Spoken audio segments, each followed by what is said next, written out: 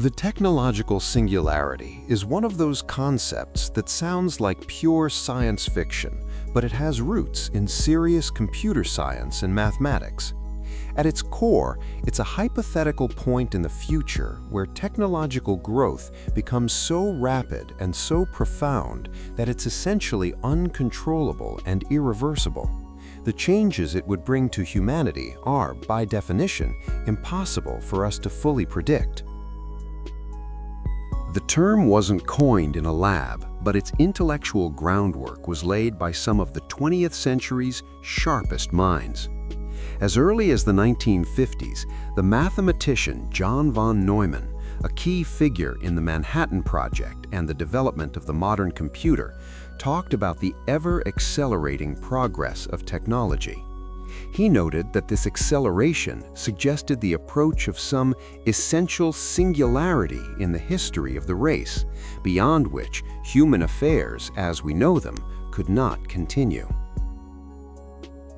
But the real seed of the idea came from a colleague of Alan Turing's, a cryptologist named I.J. Good. In 1965, he wrote about something he called an intelligence explosion. He proposed that we would eventually build an ultra-intelligent machine, which he defined as a machine that can far surpass all the intellectual activities of any human. Since designing machines is one of those intellectual activities, this ultra-intelligent machine could design even better machines. This would create a runaway feedback loop of intelligence, leaving human intellect far behind very quickly.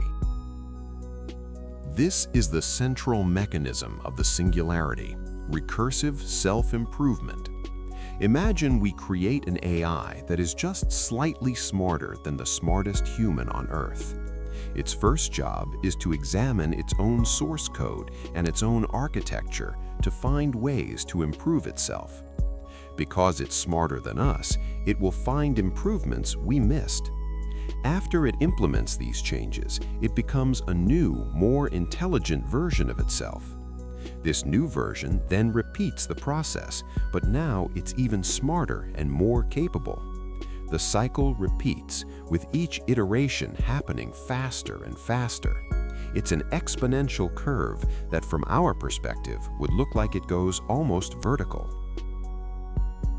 The science fiction author and computer scientist Vernor Vinge is the one who really popularized the term singularity in the 1990s.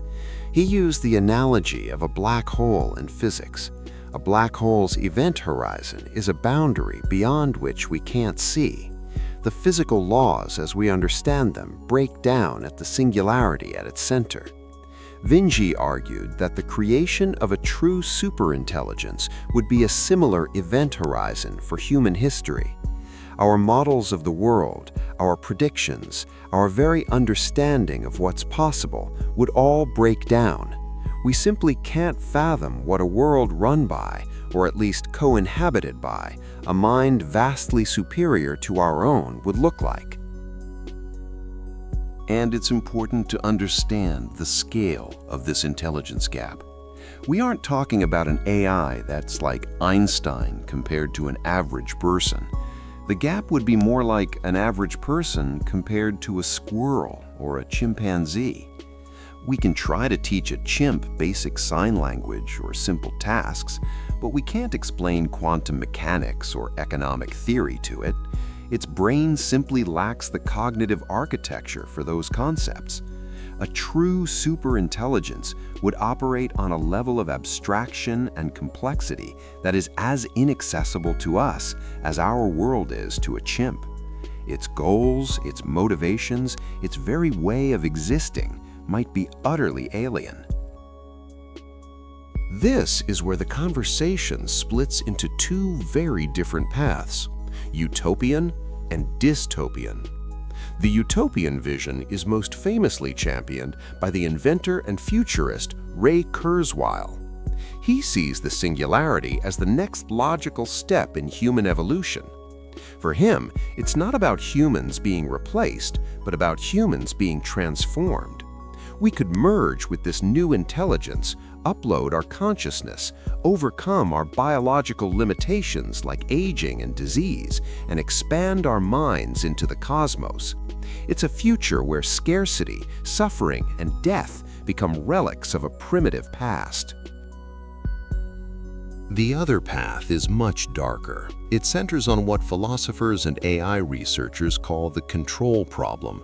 How do you specify a goal for a superintelligent entity and ensure it sticks to that goal without producing catastrophic, unintended consequences? The classic thought experiment here is the paperclip maximizer. Imagine you give a superintelligence the seemingly harmless goal of making as many paperclips as possible.